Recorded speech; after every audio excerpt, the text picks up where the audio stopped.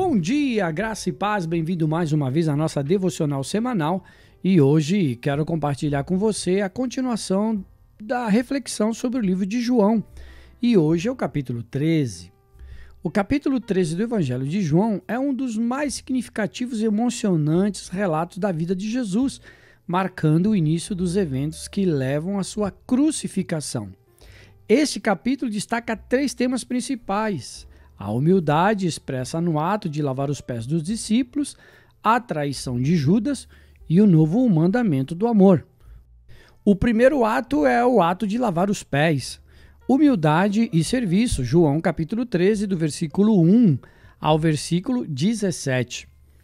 Ora, antes da festa da Páscoa, sabendo Jesus que era chegado a sua hora de passar deste mundo para o Pai, como havia amado os seus que estavam no mundo, amou-os até o fim.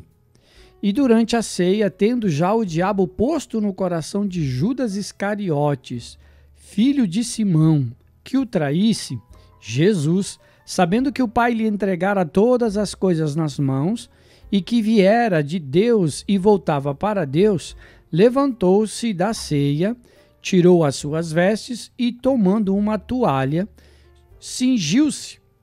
Depois deitou água numa bacia e começou a lavar os pés aos discípulos e enxugar-lhes com a toalha com que estava cingido. Esses versículos descrevem um dos atos mais profundos de humildade de Jesus.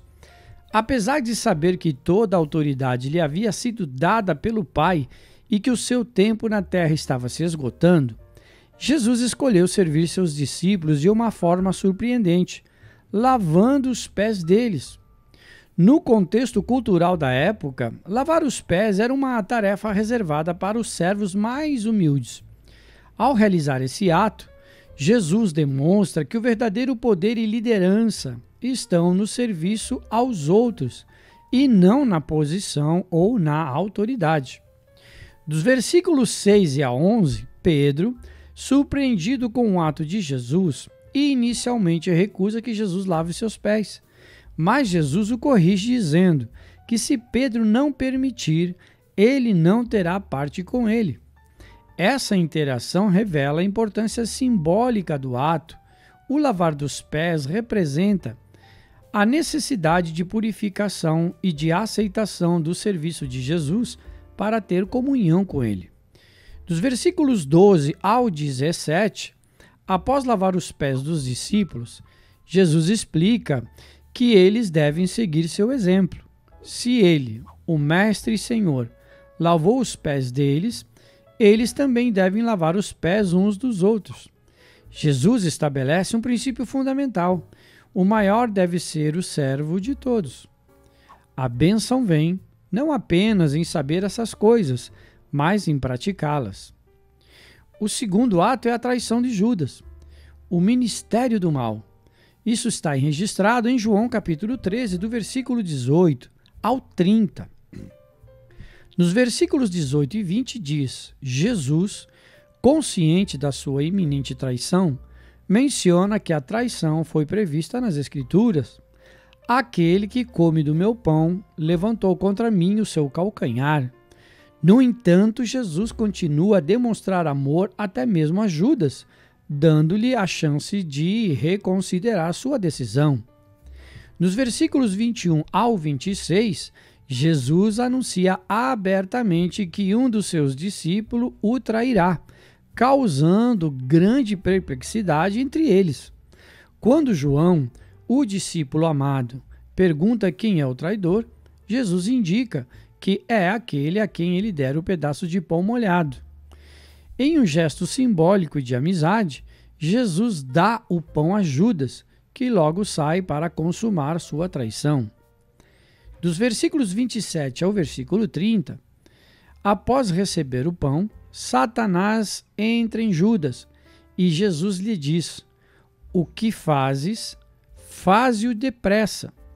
Judas sai imediatamente e o texto menciona que era noite, indicando tanto a hora literal quanto a escuridão espiritual que envolvia Judas e o evento que estava prestes a ocorrer.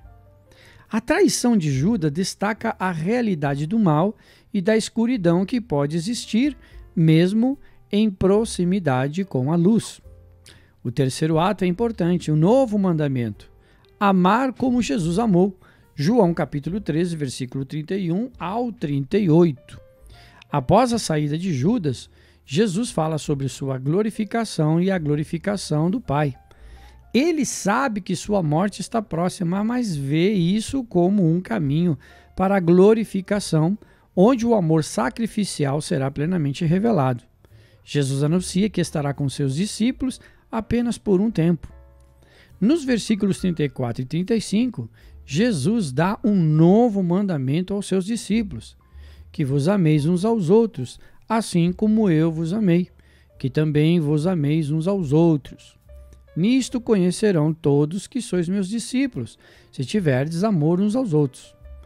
Este mandamento resume toda a lei e os seus profetas, mostrando que o amor deve ser a marca distintiva dos seguidores de Jesus.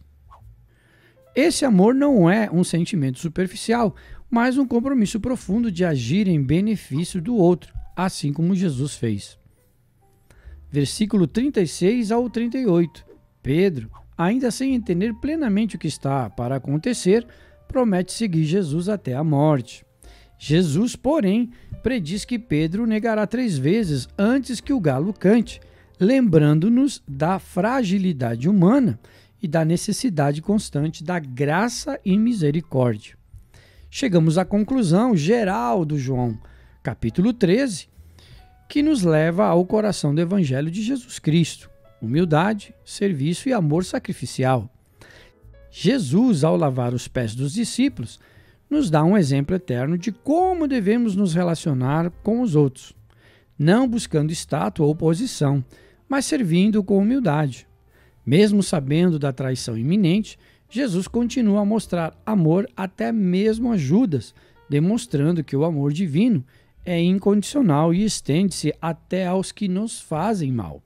Finalmente, o novo mandamento de amar como Jesus amou estabelece o padrão para os seguidores de Cristo. O amor deve ser o sinal visível da presença de Deus em nossas vidas e em nossas comunidades.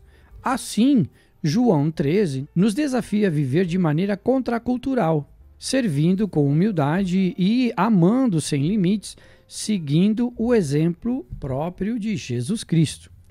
Pense nisso e Deus te abençoe. Vamos orar? Senhor Jesus, na Tua presença, queremos te agradecer por mais este dia, neste início de semana.